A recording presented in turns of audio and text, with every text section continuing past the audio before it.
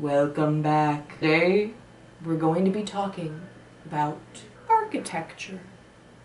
Now, you're probably saying, Miss Graham, that's a really big, weird word. What does that mean? We might not all know that word. Well, architecture is the design, building, and creation of buildings. So why is architecture considered an art form? Well, let me think. Did somebody make it? Did somebody have to think ahead and plan it out and think, what shape is this going to be? What kinds of lines or curves might the building have? What kind of colors? What kind of shapes will the rooms inside of it be? How many windows? What shapes will the windows be? What about the doors? How many doors will it have? Will it be tall? Will it be short? There are a lot of different things that go into it. They even think about what it's going to be made of before they can build it. And that takes a lot of math and science and art, creativity, skills. So we're going to look at a few different types of architecture, different types of styles and buildings from all across the world and throughout time. And then we're going to get to what our project is. So let's take a look at a bunch of different types of architecture. So for us, the most common form of architecture we're going to think of is the average house.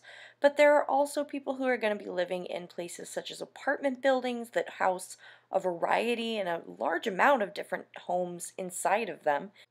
But if we travel outside of America and go to a different country, architecture can look a little bit different.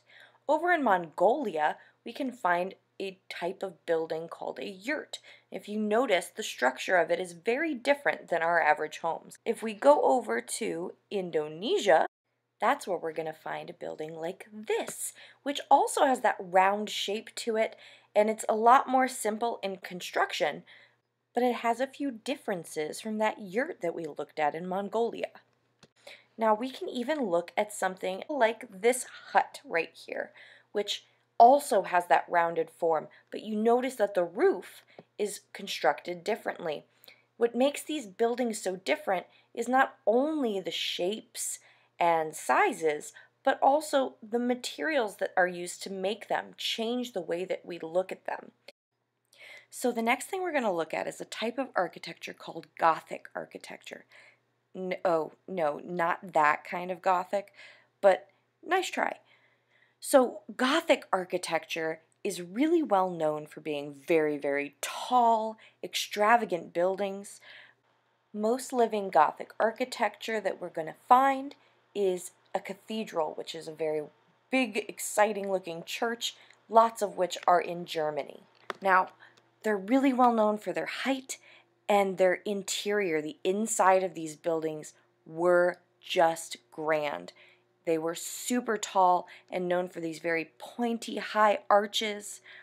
Beyond that, they're also very well known for having these really extravagant stained glass windows. So part of architecture and construction goes down to those little details, not just what the outside of the building looks, but how the outside influences the inside. So for our last look at a type of architecture, we are going to be looking at what is called the Rococo.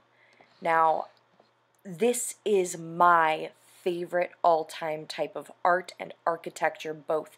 It did not originally start as an architecture. It was actually based on how people were trying to design the insides of their homes, the way that things were decorated, and that influenced people so much that buildings started to be created based on this.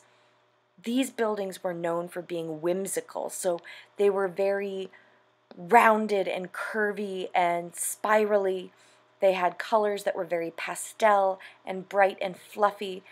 Everything about this was a very happy and exciting environment, not what you would expect in the average building. Inside and out, you can notice that it's very, very well decorated and covered in things to look at everywhere you look. So that was all of the types of architecture we're going to talk about for this video. There are so many for you to look at. Don't forget that you can always look things up. There's a never-ending list of things for you to explore. But for now, these were some of the basics so that you could get some ideas before we move on. So now that you've seen a variety of types of buildings, you've seen Gothic buildings, you've seen homes from around the world, you've seen the Rococo, your job today is going to be to design your own building. So you're all going to need to be putting on some construction hats and you're going to get to it. So your building should have a plan in mind of what kind of size and shape it's going to be. Is it going to be a normal building like what we see every day, or are you going to switch it up? Maybe it's a bunch of unique, crazy shapes stacked on top of each other. Maybe it looks like it's going to fall over like the Leaning Tower of Pisa. Perhaps it's got all kinds of wiggly, curvy shapes around it, or it's round, or it's short, or it's square. You've got to decide what that's going to look like, what colors might be on it, how many windows, how many doors, what's the roof look like, if it has a roof. And I want you to be as creative as possible. Don't worry about it working. It might not be a building that we might be actually able to build perfectly, but this is your art. This is your creativity time. I want you to just design it, even if it looks crazy. Think about how Dr. Seuss makes his buildings. Look at these kinds of crazy designs that he makes. These are so out of reach in our heads sometimes. Like, how could that even be real? But he thought of it and he created it. So think like Dr. Seuss and get creating. Oh, and don't forget tomorrow. I'm not going to post another video because I want to give you as much time to work on it as possible. But tomorrow, I want you to think about making a new drawing based on our same architecture lesson from today. And you're going to design the inside of your building. So you don't have to break it down and draw every single room in that building unless you want to. I'd love to see that. But you can pick one room of that building. One room of the building you're creating, and I want you to design a full room and show me what that would look like. What kind of furniture would it have? What would the walls look like? Are they going to be straight like in a house that we would see regularly? Are they going to be kind of wonky? Were there going to be staircases? Are there going to be things hanging on the walls? I'd love to see what you can come up with. So that's your job for tomorrow. Don't forget, you can always come back to this video if you need a refresher on different types of architecture for inspiration. So remember to get creative and have a good time. Until next time, remember that you are so smart, so important, and so loved. I'll see you soon.